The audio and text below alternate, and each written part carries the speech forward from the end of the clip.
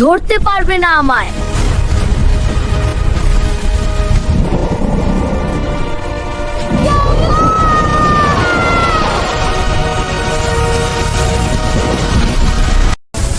আমি হারলাম, মিন্টের কাছে হারলাম।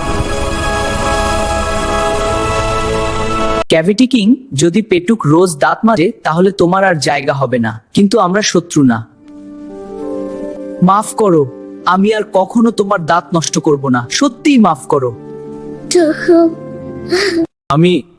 আমি ভুল করেছিলাম, আমি খালি দাঁতকে কষ্ট দিচ্ছিলাম। ঠিক আছে, মাফ করলাম, কিন্তু এখন থেকে আমি রোজ দাঁত মাজবো। এত কঠিন কেন এটা? ফেনা ফেনা সব মুখে।